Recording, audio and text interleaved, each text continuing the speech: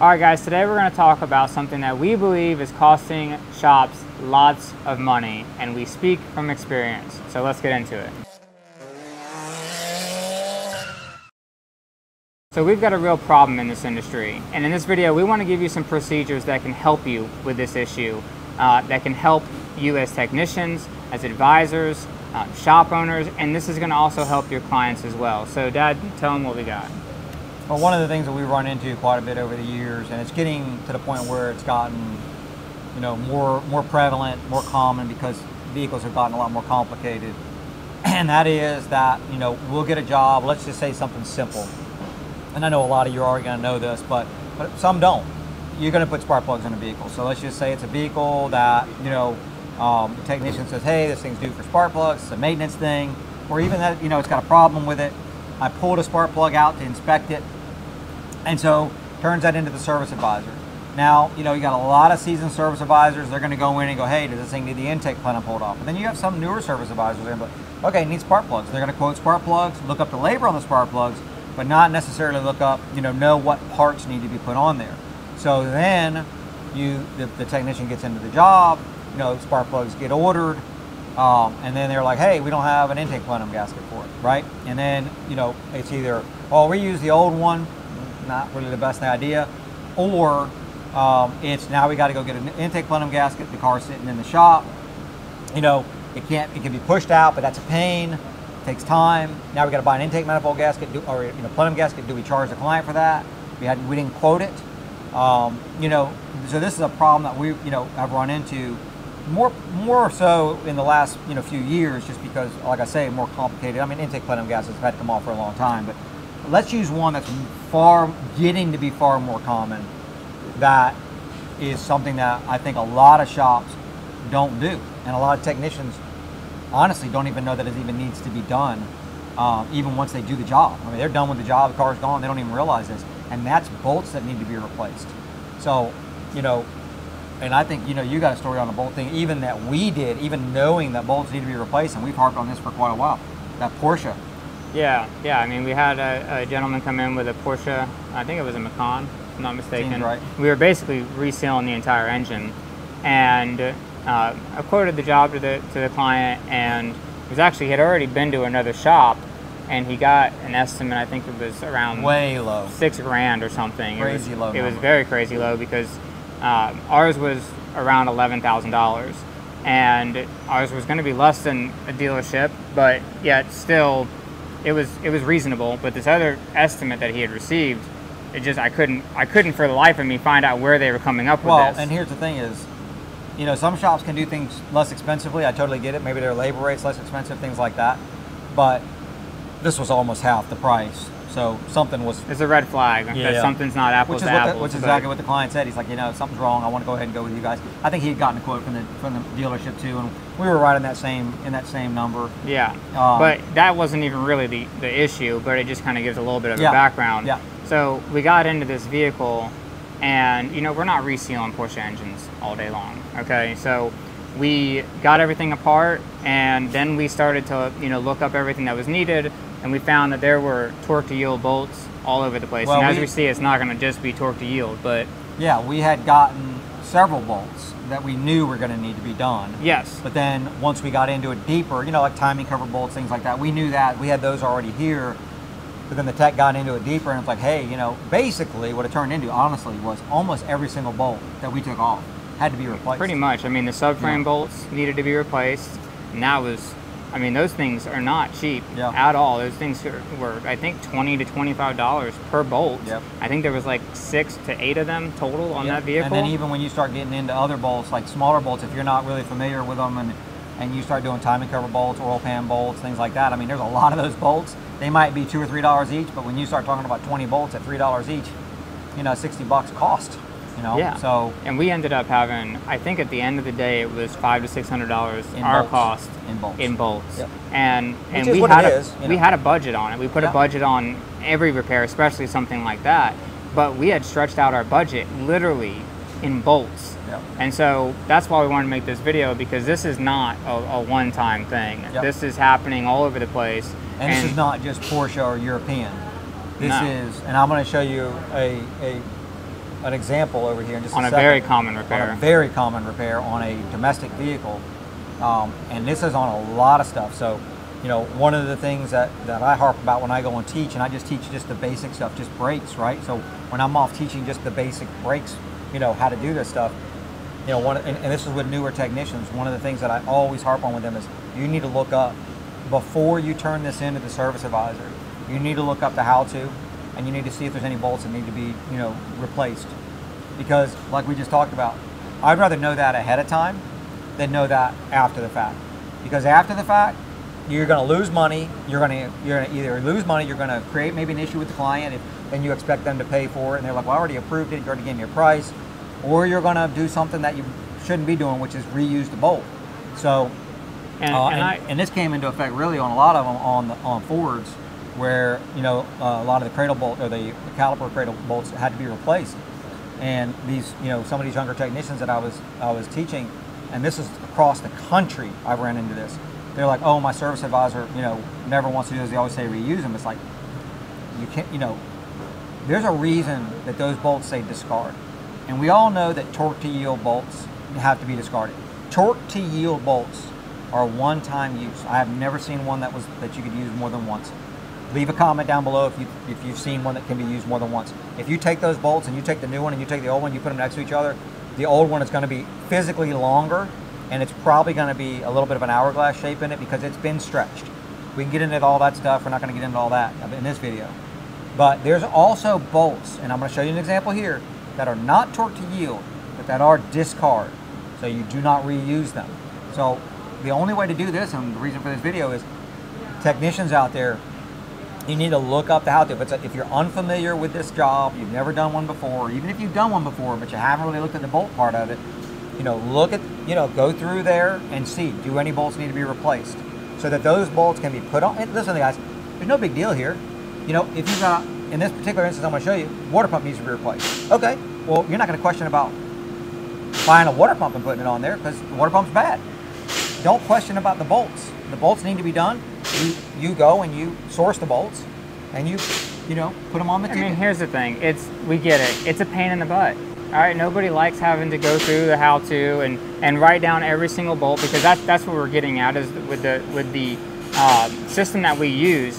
The technicians, we put parts, and then underneath that, to the advisor's getting this, is every part that needs to be replaced with the vehicle. It's not going to just say water pump. It's not going to just say spark plugs. It's going to say water pump and the bolts and coolant. It's going to spell it out for everybody. Things like water pump, coolant, how many gallons. It's going to say, you know, subframe bolts, water pump bolts. You know, every single bolt that needs to be done. Any kind, you know, belts. You know, if it's got more than one belt, the two different kind of belts, whatever it is, it's going to list out that list of parts. And well, here's the thing, it's just from a technician's perspective, okay? Because I know there's going to be people on here like, I'm not going to spend that time doing all that, okay?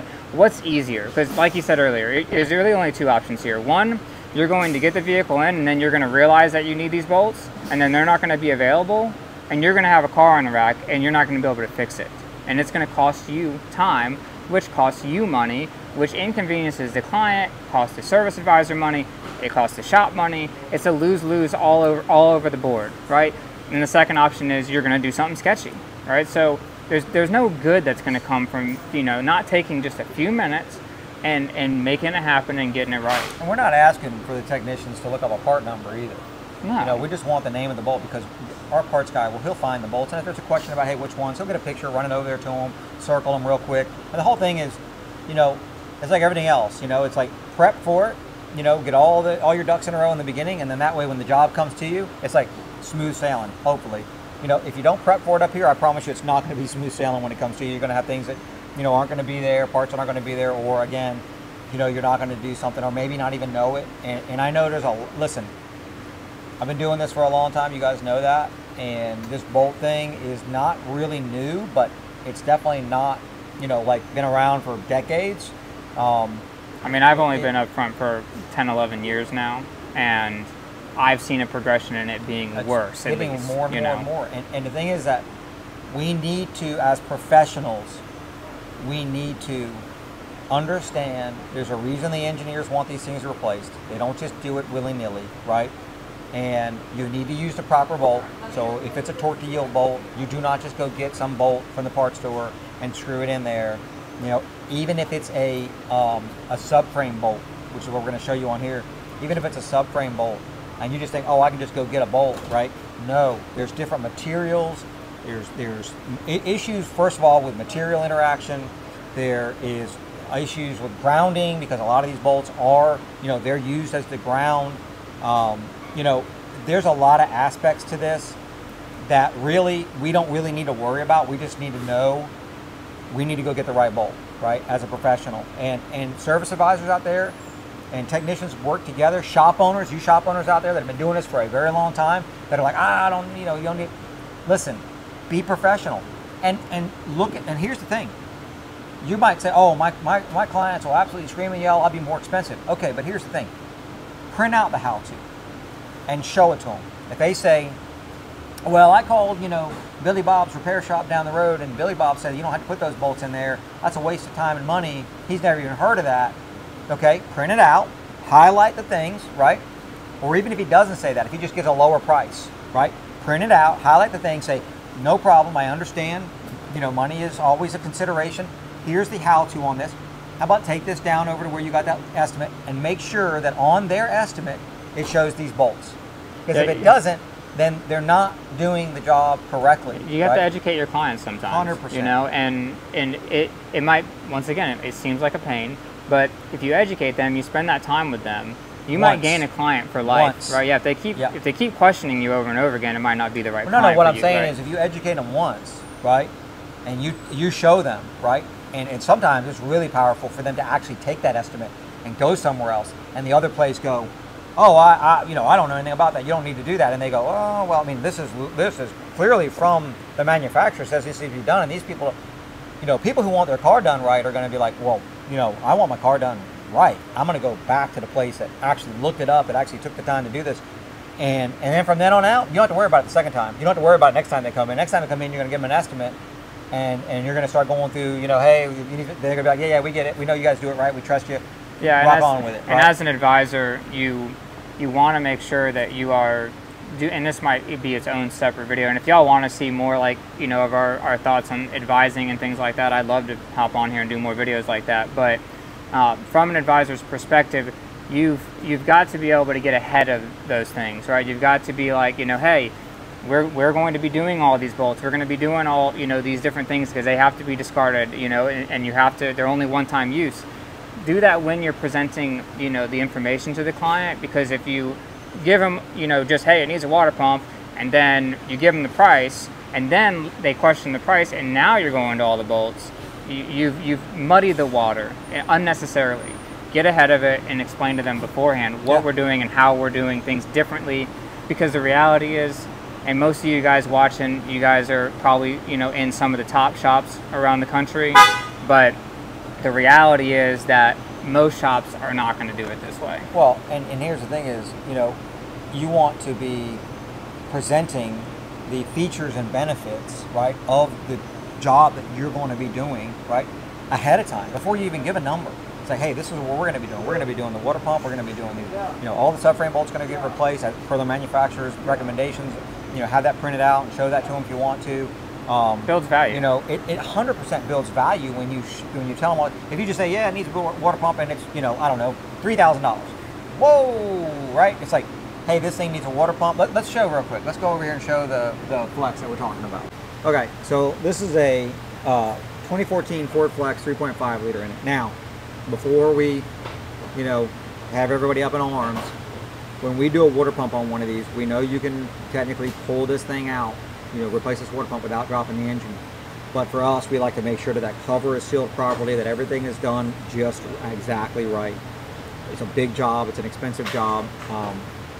So we still charge the right price, we still charge the labor that it calls for, but we drop the motor down just so that our tech can actually, you know, be in front of it and have everything lined up, everything good.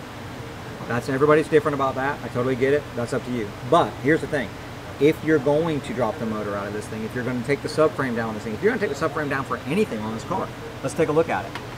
So right off the bat, let's read this little let's read this little thing right here, right? Suspension fasteners are critical parts because they affect performance of vital components and systems, and their failure may result in major service expense.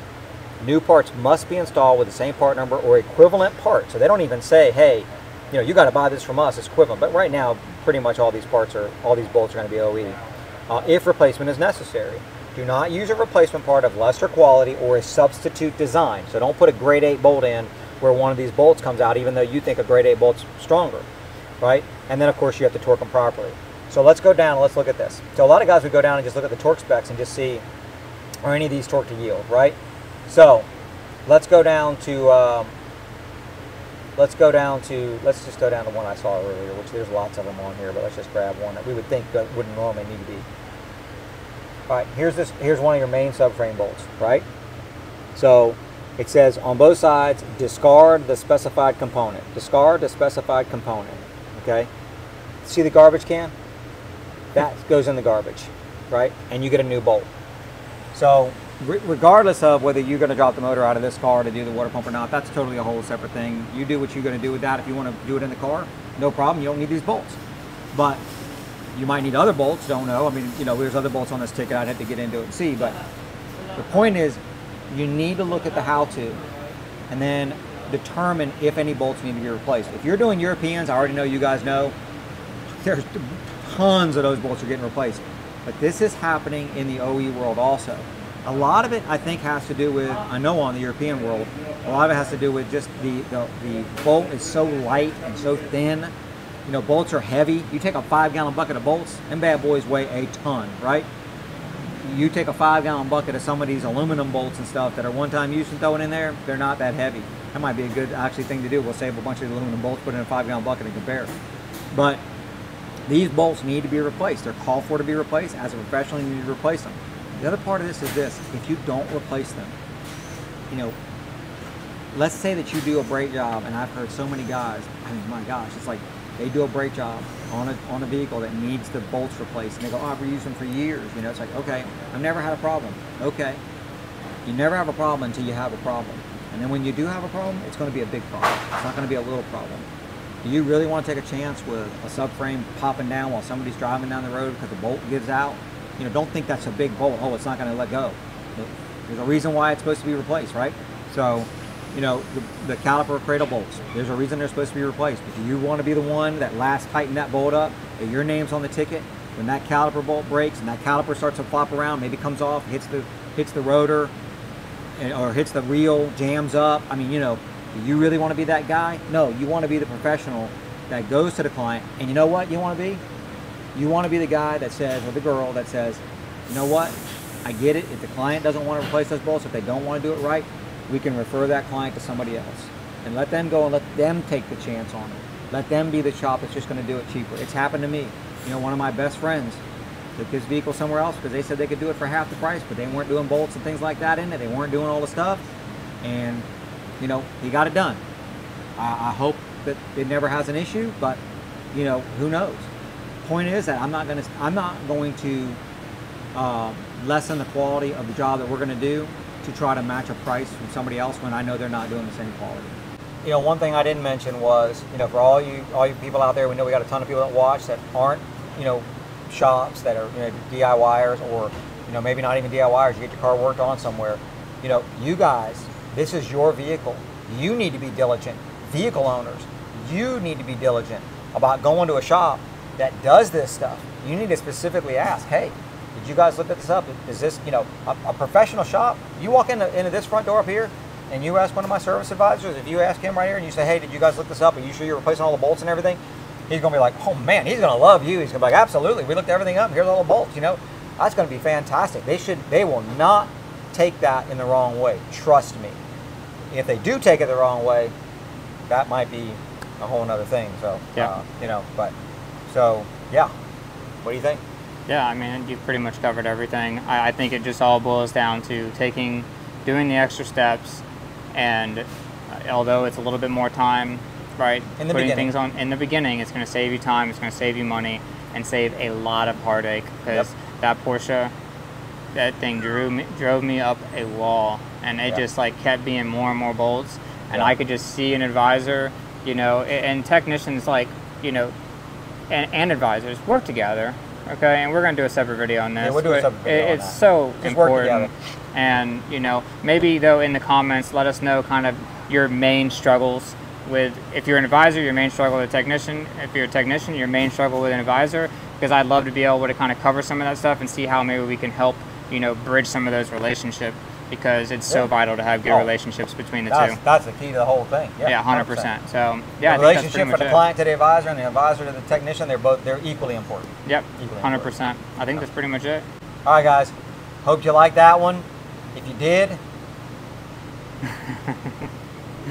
let's see. Hit the bell. Okay. Gotta hit the notification obviously, first. You gotta hit subscribe first, actually. And definitely subscribe, because we're giving away an e-scan at 100K. So I think that's definitely worth subscribing More for. than an e-scan, I think we're gonna add some stuff We're to adding that. some stuff to it. It's gonna be a nice package. Since Automotive Test Solutions gifted us an e-scan when they found out we were giving it away. So yeah, we're giving that plus some stuff. And listen, if anybody has contacted you and said that you're getting a free scanner, okay, because we're getting calls up to the shop, that is not us. All right, you will know it. You will hear contact from us. you directly. Yes. We will email you. We will get a hold of you. It will be from us, from one of our emails.